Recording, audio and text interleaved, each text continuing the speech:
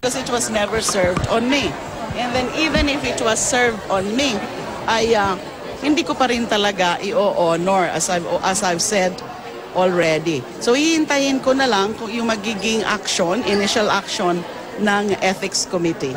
Kahit may bantang ipaaresto siya kung hindi tutugon sa inisyong show cause order ng Kamara, hindi raw ito kikilalanin ni Senadora Leila De Lima. Noong Martes pa ibinigay sa Senate Secretariat ang kautusan. Ito'y para magpaliwanag ang Senadora kung bakit hindi siya dapat ipakontempt matapos niyang sabihan ng kanyang dating driver bodyguard na si Ronnie Dayan na huwag humarap sa investigasyon ng mababang kapulungan tungkol sa kaugnayan ni De Lima sa droga. Ngayong araw dapat nagpaso ang 72 oras na deadline para sa sagot ng Senadora. Patuloy pang kinukuha ng GMA News ang panig ng pamunuan ng Senado at Kamara. Hindi rin sinipot ni De Lima ang preliminary investigation ng Department of Justice sa ilang reklamong iniharap sa kanya kaugnay sa kalakalan ng droga sa Bilibid. Nagpadala na lamang si De Lima ng kinatawan sa investigasyon. I'm just sending a representative who will obtain copies of all those complaints. There are, I think, 4 cases, complaints and supporting evidence. Pero sa kanyang ipinadalang omnibus motion, sinabi ni De Lima, dapat daw mag-inhibit si DOJ Secretary Vitaliano Aguirre at ang mga prosecutor sa pagdinig ng mga reklamo laban sa kanya. Dahil raw ito sa pagiging biased at hindi patas ni Aguirre at ang mga prosecutor na may hawak sa mga kaso. Dapat daw ipasa na ang mga reklamong ito sa Office of the Ombudsman para maimbestigahan. Kanina, binigyan ng 5-man panel ng DOJ si De Lima ng hanggang December 21 para magsumite ng counter affidavit para sagutin ang mga paratang. 4 na kaso ang kinakaharap ni De Lima sa DOJ. Ang graft at drug charges na isinampa ng Volunteers Against Crime and Corruption at kapareho mga kasong isinampa ng mga kasalukuyan at dating opisyal ng NBI at ng Bilibid inmate na si JB Sebastian. Matatandaang isinisi kay De Lima ang umunoy paglaganap ng illegal na droga sa Bilibid. Tumanggap din umano ito ng suhol mula sa ilang convicted drug lords gaya ni Sebastian. Pero itinanggi ni De Lima ang paratang at sinabing government asset daw si Sebastian, bagay na itinanggi nito. Si De Lima rin ang sinisisi ni Sebastian sa umunoy tangkang pagpatay sa kanya sa Bilibid nang i-anunsyo nitong isa siyang government asset. Kanina, dumalo si De Lima sa forum kaugnay sa death penalty sa UP College of Law. Sandra Aguinaldo, GMA News. People of the Philippines. Thus, that is the question we are here to try to answer today. It is not simply whether we are pro or anti-death penalty. The question is deeper than that.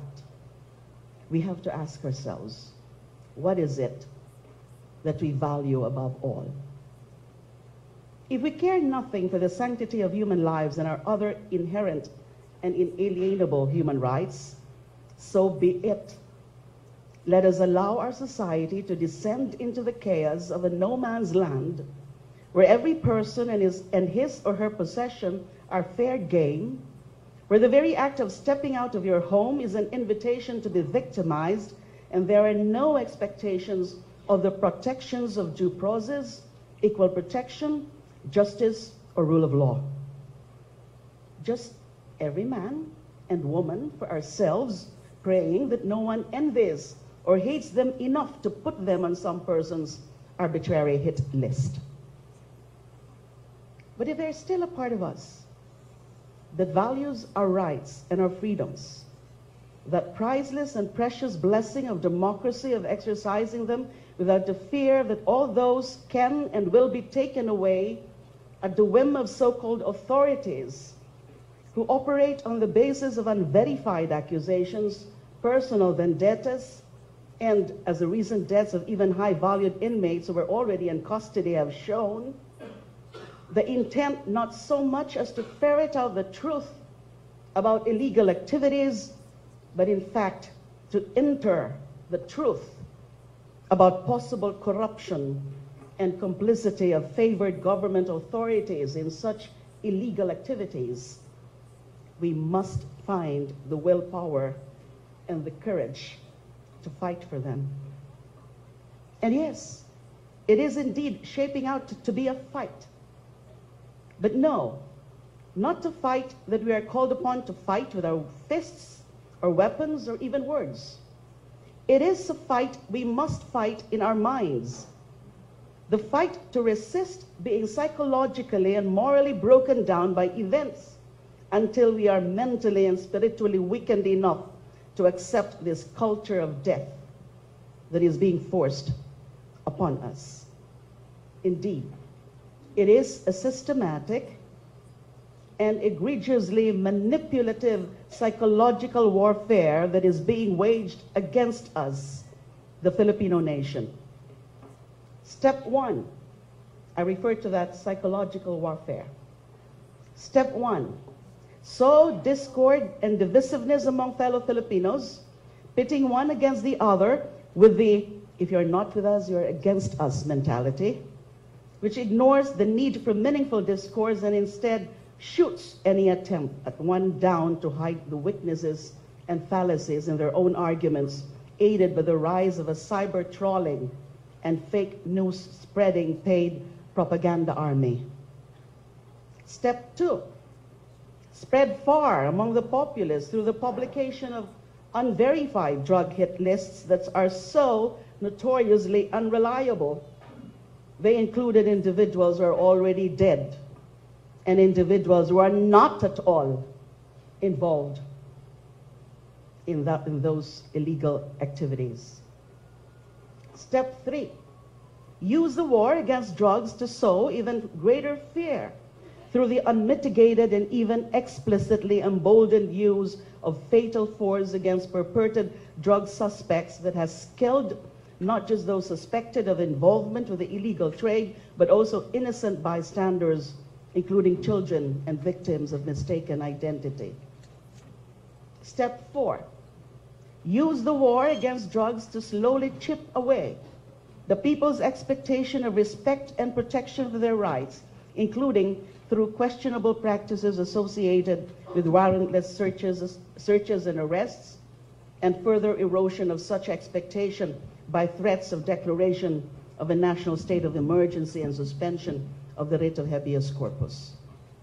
Step five, revise the history of Philippine democracy by giving a hero's burial to the dictator whose martial law regime saw not just rampant corruption, but also heinous and gross violations of human rights, including thousands of victims of torture, summary execution, and forced disappearances, politically motivated arrests and imprisonment in an attempt to obscure the line between out-and-out despotism and heroism, thus paving the way for the re-emergence of a similar blight to our democratic way of life. Step six, a series of disturbing events that appear to be paving the way for the declaration of martial law, but he just called it a stupid, or at least the suspension of the privilege of the writ of habeas corpus, and I know why he called it stupid. All of these things, which by themselves are already far from innocuous, when taken together, attain an even greater level of insidiousness that only hints at the true horror that lies in wait for us. They are intended to slowly but surely break us down, to make us see death as not just the only workable solution to all of our nation's woes, but even the better one, quote unquote. It is as if they're making us complicit in their crimes by making us accept such an imperfect and truly ineffective, quote unquote, solution as capital punishment is the more acceptable solution than this spate of extrajudicial killings, when extrajudicial killings are even worse than death penalty. And how are they making us accept this? By wearing us down with all the killings that are taking place in our midst on an hourly basis. 1.58 deaths every hour, or 38 deaths a day, to be exact. The more desensitized we are to the death of our fellow human beings, the less shocking these occurrences become, the more accepting we are of judicial killings, perhaps thinking that the latter is the lesser of two evils and hence acceptable to a civilized and democratic society that is supposedly governed by the rule of law. Make no mistake, however, that the revival of the death penalty is nothing more than the veritable, desperate last stand of a tired old narcissist who likely realizes that his temperament, skill set, and parochial approach to governance, which includes his own brand of patronage politics and kumpare system, are ill-suited and frankly incapable of finding real and lasting solutions to the problems of the country he swore to serve.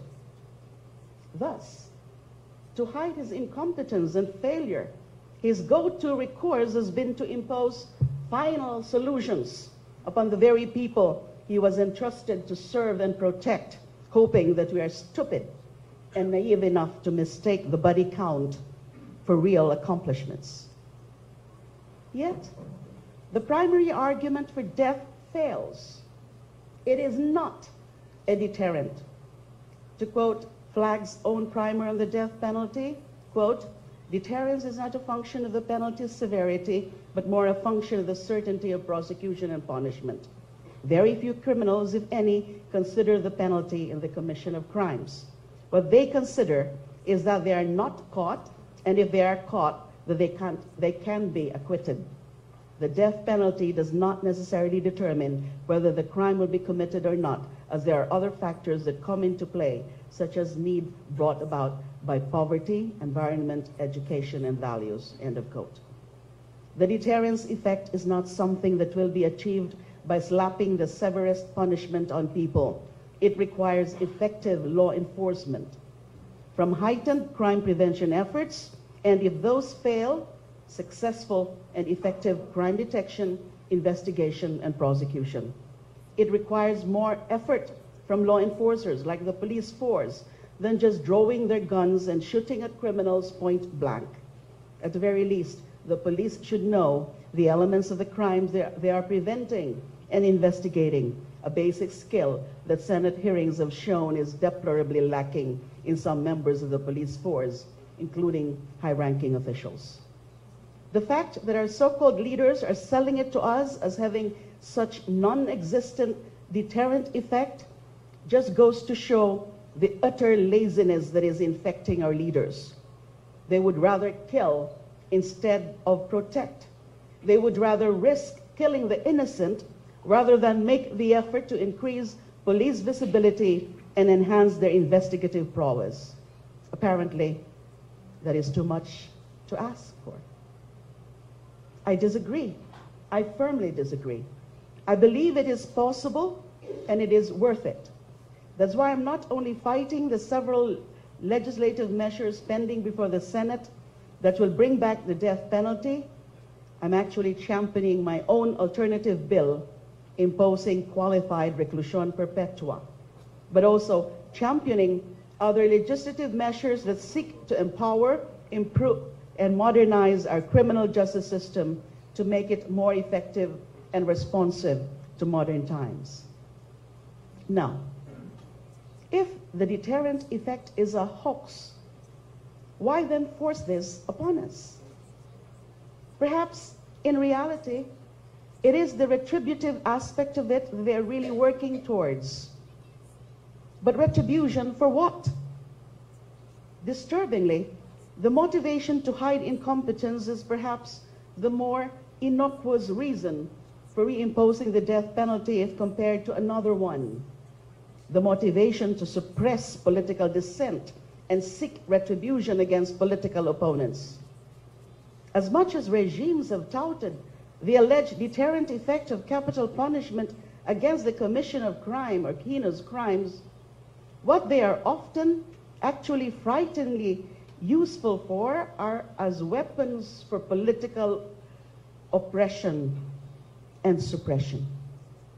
We need only look at our history to see that among the most prominent people who have been sentenced to death are those who have done the most unforgivable of crimes. They fought for the Filipino people's freedom. Andres and Procopio Bonifacio, Jose Rizal, Chief Justice Jose Abad Santos, Wenceslao Vincens, among many others. The death was never as much an effective instrument of justice as it has been a horrifyingly potent weapon for the politically and militarily powerful to wield against those who seek to oppress and subjugate. Even then, however, seeing as how these victims have gone down in history as heroes and martyrs, death has been quite impotent to suppress their ideals, and to this day, people continue to fight for what is right, regardless of the consequences for themselves, as was clearly and heroically displayed during the demonstrations last Wednesday protesting the burial of Marcos at the libingan ng mga bayani. But that doesn't stop autocrats, despots, and unhinged narcissists from trying to stamp out the idealism in us. In other words, the absolute worst part of the systematic psychological pressure cooker our own government is attempting to trap us in is that they see the goodness in our people, and instead of nourishing and making us a better and stronger nation by it, they are manipulating and using our very humanity as a weapon against us. They are dealing the ultimate blow to us as individuals and as a people. They are stealing our identity and robbing us of our sins of higher purpose. They are committing the biggest crime against democracy, impairing their right to self-determination by disabling them from making informed and well-thought-out decisions about their present and their future. It isn't enough for them to rewrite our past. They want us to write our future in our own blood. Before that happens, I ask the people here today, do you still know who you are and what your purpose is? A year ago, I used to know what Filipinos stood for.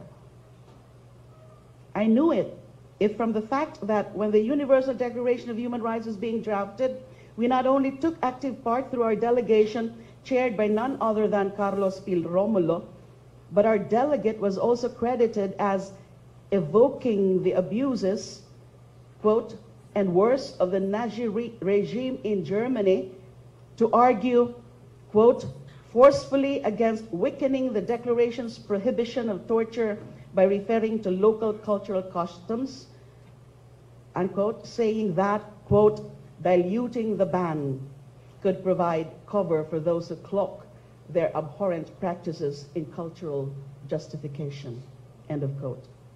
I knew it from the fact that after decades of suppression under martial law rule, our people came together in a peaceful and bloodless revolution that not only toppled the dictator, but produced a constitution that embodied human rights and social justice. I knew it too when 7 years ago, we were all collectively outraged by a massacre perpetrated by those who thought that power and influence could give them impunity for killing dozens of innocent people in broad daylight, including women and journalists. Now, near the end of 2016, after all the deaths and the still rising death toll, after all the wearying news about impunity and misogyny and lack of accountability for deaths happening under highly suspicious circumstances, to say the least, I ask everyone here if they still know who they are and what they stand for. Who do we seek when we look in the mirror? Are we Filipinos who still believe in the worth of Filipino lives, rich or poor? Or are we part of the faceless executioners hiding behind masks of either authority or anonymity? There are lawyers, media practitioners, human rights advocates, students, and public officials present here today. What identity do you assume out in this world? Are you defenders of the rule of law? Are you fighters for human rights? Or are you among those who are already broken down that you are now prepared to surrender your humanity to those who would not just destroy it, but also use it, destroy others? Are you now just another cog in this murderous machine? Can you still stand up and say that you are not your government? Or are you ready to accept defeat. I know I may likely be preaching to the choir, but that is the crux of the matter, isn't it? If the members of the choir lose their faith, if they lose their identity, who else will go out there and defend the value of human life out in the world? When we speak of people dying, there can be no passive observers. We must take a stand. No to death penalty. No to death. No more killings.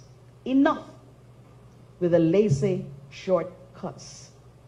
We want governance from our government, not executioners from butchers. Let justice and the rule of law have its day. Maraming salamat po.